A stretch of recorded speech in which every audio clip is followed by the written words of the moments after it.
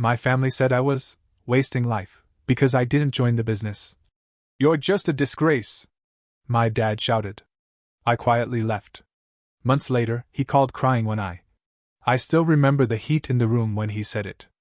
The way his voice cracked, not with weakness, but rage, cutting through the polished mahogany of the dining room table like a blade. "You're just a disgrace." That was my father, Charles Whitman's senior president and patriarch of Whitman Group Industries, a name that meant something in our city. A name whispered with reverence in boardrooms and bolted in stainless steel above skyscraper lobbies. My mother sat rigid, lips pressed into a thin line, as if holding in all the things she'd never say but deeply agreed with. My brother Todd didn't even look up from his phone. "You were born into privilege," Dad continued, "and instead of building on it, you want to throw it away to, what? Draw pictures in cafes?" "I'm not throwing it away," I said, my voice low but calm. "I'm choosing something different." "Different?" he scoffed. "You think passion pays the bills? You think this is a movie where the misunderstood artist becomes a genius overnight?" It wasn't the first time we'd clashed. But this time felt different. I wasn't 19 and unsure anymore. I was 28. I'd built a quiet portfolio in design, consulted on branding for small startups, and I had a vision forming, something I didn't want to explain anymore. Especially not to a man who equated creativity with laziness. "You will regret this," he spat. "You're turning your back on family. On legacy." I stood up. Slowly. My fork clinked against the plate. No final word, no dramatic gesture. I just walked out. I didn't look back, even when I heard my mother say softly, "He'll be back. They always come back." But I didn't. Not this time. That night, I packed what little I had left in my old room and left behind everything: the family name, the security, the history. All of it. It wasn't just rebellion. It was a vow. Not to prove them wrong, but to outbuild them. I moved into a one-bedroom apartment above a laundromat. The kind of place where the walls were too thin, the heater coughed more than it breathed, and every window faced a brick wall. But it was mine. There was no trust fund to lean on anymore. The moment I walked out of that house, I became a ghost in my own bloodline. My father had someone in accounting pull my name from every stipend, stock, and asset. It was surgical, like I'd never existed. For a while, I questioned it all. The nights were the worst, lying awake on a thrift store mattress, wondering if I'd made a colossal mistake. I hadn't just left money behind, I'd left insulation. From risk. From failure.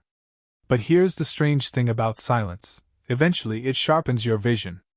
I started sketching again. Not just logos or ad concepts, but full systems, brands that told stories. I freelanced for hours on end, taking work no one else wanted. Nightclubs needing full rebrands, bakeries trying to survive the pandemic, a dive bar owned by a war vet who paid in cash and hot wings. I took it all. It was humiliating at first. I went from being Charles Whitman Jr., heir to one of the oldest family companies in the state, to a guy in ripped jeans pitching brand identities over lukewarm diner coffee. And yet, something was building. Quietly. Slowly. Brick by brick. I called it Stillhouse. It started as a digital brand studio with just me, a refurbished laptop, and no investors. I was deliberate with the name. It came from the way whiskey is made. You don't rush a good pour. You distill it slowly. You wait. That's what I was doing. Distilling. Waiting. Watching. The first turning point came from a company no one believed in. They were a fledgling app development team called Brevity, just 3 guys in a cramped co-working space trying to streamline how freelancers tracked payments. They were drowning in bad PR after a messy launch, and the founder, Miles, found me through a mutual contact. He couldn't afford much, but he offered me a small stake if I could rebuild their brand identity from the ground up. Everyone around me said it wasn't worth the time. But I saw something in it, something raw and honest. So I said yes. I threw myself into their world. Redesigned their logo, reworked their pitch decks, reimagined their entire story from freelancer software to The independent worker's backbone. We relabeled the product, repositioned the voice, and launched a campaign that went viral on Twitter, not for being flashy, but for being authentic. Brevity tripled its user base in a month. The stake I took in lieu of payment? It multiplied overnight. Suddenly, people were calling me, not because of my last name, but because of my results. Stillhouse went from me alone in that brick-walled apartment to a team of 4. Then 10. I brought in designers who had been chewed up and spat out by agencies that only cared about awards. I hired marketers who were brilliant but burned out. We didn't just work, we built together. And the irony? We started snagging contracts from companies that used to work with Whitman Group. Small at first. But I knew the writing on the wall. Their empire was bloated, inflexible. Mine was lean. Fast. Alive. The day I walked into a client meeting and saw the Whitman logo listed on the proposal, as a competitor, I felt something deep in my chest twist. Not fear. Satisfaction. The first time I saw my father's name again was in a press release. Whitman Group faces internal shakeup amid client departures. It was buried halfway down the business section, but I read it over and over again. My name wasn't mentioned, not yet, but I knew. One of those clients? Ours now. Another was already in talks. The thing about big families that run businesses like fiefdoms? They rot from the inside long before anyone outside notices. The Whitman Group had grown soft, clinging to outdated prestige, refusing to evolve. Legacy was their shield, but that shield was full of cracks. Then, one afternoon, my mother emailed me. Just a single sentence. "Are you happy now?" I stared at it, then closed my laptop. No reply. I wasn't going to dignify it. She'd said nothing when I left. Not even a text. Now she reached out not out of concern, but accusation. What she didn't understand, what none of them understood, was that I wasn't doing this to them. Not entirely. I wasn't chasing revenge for the sake of it. But I was building something better than what they ever offered me. I still remembered the way my father used to describe me in those family dinners. Creative, he'd say with the same tone someone might use for a wayward pet. Not quite cut out for the real work. Well, the creative had just landed an 8-figure branding deal with an electric car startup backed by a venture group his company had spent 2 years courting. We didn't just beat them to it. We made sure the press knew. It was a Thursday. Late. My team had gone home for the night, and the office, our first real office, all concrete floors and exposed beams, was quiet except for the faint hum of the HVAC. I was sitting on the worn leather couch we dragged in from a Craigslist deal, sipping coffee that had gone cold hours ago, watching the skyline through the wall of windows. Stillhouse had just closed its biggest quarter yet. We'd hired 6 more people. Our name was starting to show up in publications I used to read and dream about. Forbes. Incorporated Fast Company. And then, my phone rang. It was a number I hadn't seen in months. Maybe longer. No caller ID, but I knew the pattern. The area code. The last 4 digits burned into my memory from a childhood of, "Call your father now." I let it ring. Once. Twice. Then I answered. At first, there was only breathing. Then a soft, broken voice. "Charles, it's me." It wasn't anger in his voice. It wasn't fury, disappointment, or that icy control he wore like a suit of armor. It was something I'd never heard from my father. Desperation. He didn't even try to pretend. There was no preamble. No attempt at pride. I need your help," he said. "We lost the Hartwell account. And the Simmons Group pulled their renewal last night. We're not going to make payroll if we lose another anchor client." I leaned back into the couch, silent, letting that sink in. "You're calling me," I finally said. "After everything you said? After what you called me?" He didn't answer. "You told me I was a disgrace," I said, more for myself than for him. "You looked me in the eye and said I was wasting my life." His voice cracked. "I was wrong." I almost laughed. The great Charles Whitman Sr., the man who built a fortune on fear and control, admitting fault. He sounded smaller over the phone than I remembered in person. Like something had shrunk inside him. I don't know what to do anymore, he said. You were right. Everything you said about the company, about innovation, we didn't change. We thought the name would carry us forever. It didn't. The irony would have been hilarious if it hadn't been so personal. I've made mistakes, he added. A lot of them. But I'm asking, could you help us? Just consult. Bring your team in. Fix the brand. Save us. It was then I realized the shift had already happened. The man who once demanded my obedience, who made me feel like a mistake for dreaming differently, was now asking for my help like a man treading water in the dark.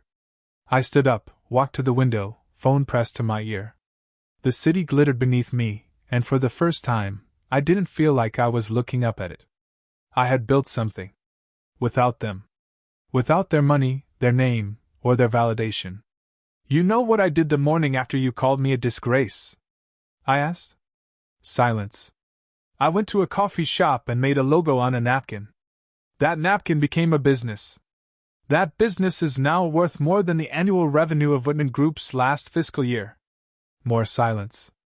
I'm not interested in saving you, I said. You never once reached out when I was building. Not to ask how I was doing. Not to say you were proud. You only called when the walls started crumbling. Charles, please, he began. But I cut him off. There's a difference between family and loyalty. You taught me that. Now you get to live with it. I hung up. The phone didn't ring again that night. Or the next day. Or the day after that. The invite came a week after the phone call. A thin ivory envelope with the family crest embossed in gold. Inside, an invitation to the Whitman Foundation's annual gala. A tradition dating back decades, once used to honor business leaders, politicians, and family members who carried the legacy. This time, the signature at the bottom was trembling. We'd be honored if you'd attend. It read. Love, Mom. It didn't take a genius to read between the lines. The old donors were dropping off. Rumors had started circulating. Trouble at Whitman, the son's company is booming. Who really carries the legacy now? They didn't want reconciliation. They wanted optics. So I RSVP'd yes. And on the night of the gala, I arrived not in a black town car like I used to, but in the new electric vehicle brand I helped bring to life. The same one that had cut ties with Whitman just months earlier. The valet recognized me. Eyes widened, tone hushed. Mr. Whitman, welcome back. The ballroom hadn't changed, still draped in cream linens and old money. The same string quartet played in the corner. The same polished executives circled the same tired conversations. And then the whispers began. He's here. That's him, Charles Jr. Isn't he the one who started that Stillhouse thing? My father stood at the far end of the room. Older. Grayer. Shoulders no longer squared, but slightly slumped, like the weight of everything he'd refused to change had finally settled on his back. He saw me. And in a move that surprised no one more than me, he approached. Not with arrogance. Not with anger. But with hesitation. You look well, he said. I nodded. He stopped himself. I want to thank you. For coming. I didn't come for you, I replied calmly. I came for the people who believed in what I built. The ones you never saw. The ones you dismissed. He flinched. Just slightly. You don't have to keep punishing me, Charles. I'm not, I said. I'm just succeeding. That's what you were afraid of, wasn't it? That I'd do it without your name? He didn't reply. So I smiled, just a little. Don't worry. You still taught me something. You taught me exactly what not to become. Then I walked away. Toward a group of young founders, people who had once emailed me desperate for help. Tonight they were featured as honored guests, clients turned collaborators, allies turned friends. Across the ballroom, my mother watched me. She didn't smile. Didn't wave. But I saw it in her eyes. Recognition. And regret. They hadn't lost their son. They'd lost the future. A few days after the gala, the headlines hit. Stillhouse named fastest growing independent creative firm in North America. Legacy isn't enough, how a former heir built the future his family ignored. The article dropped on a Wednesday morning. My inbox flooded in minutes. Journalists. Podcasts. Panels. Old classmates pretending we'd kept in touch. Even a cousin I hadn't heard from in 5 years messaged me. Proud of you, man. Always knew you had it in you. Sure you did. But the one message that caught my eye wasn't from a stranger. It was from Whitman Group's chief operating officer. A man who once laughed at my designs during a meeting and told my father, "He's creative, but soft. Not cut out for this line of work."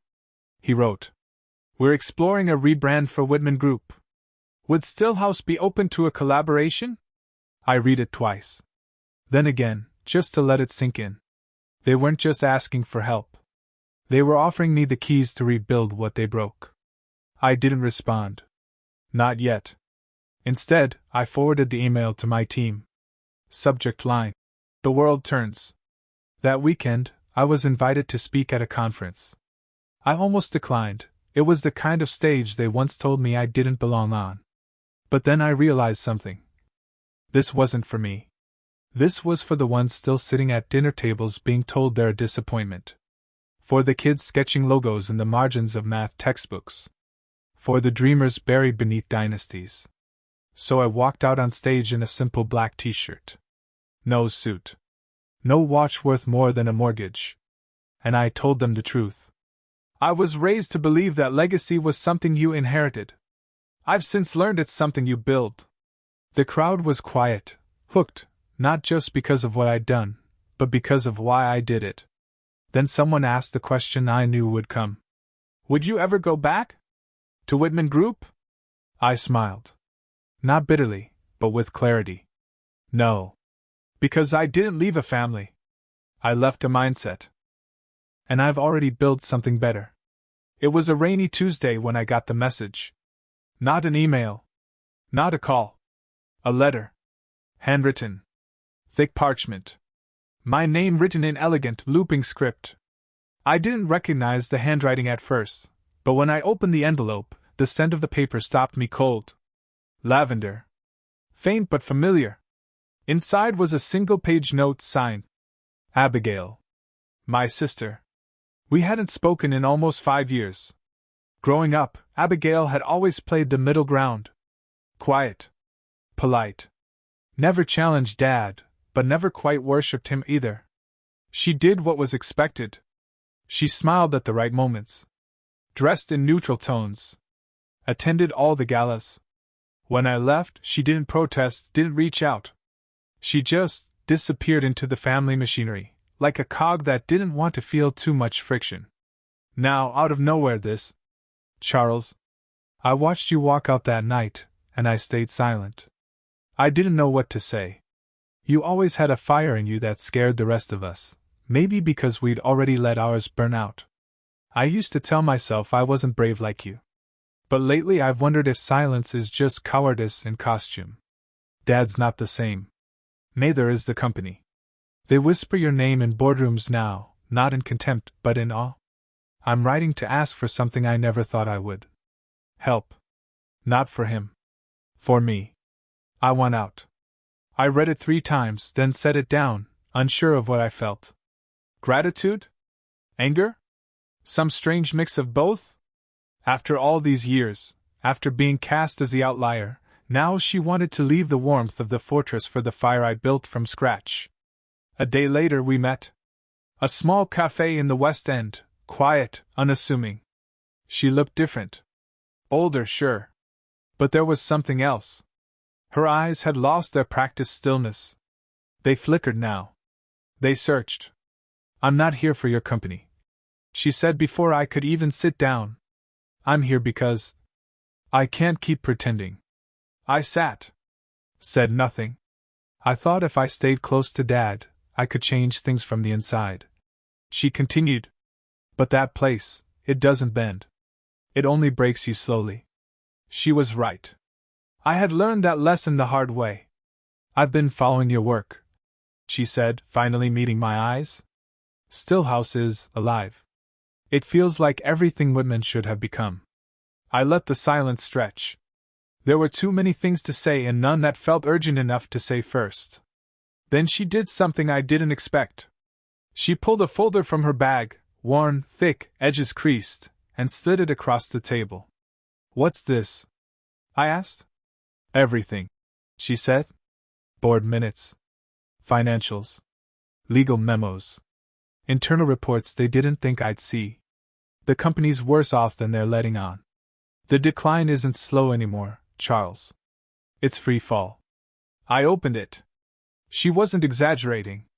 They had hemorrhaged over 30% of their client base in a year. Their innovation pipeline had stalled. Even their flagship product line was bleeding market share.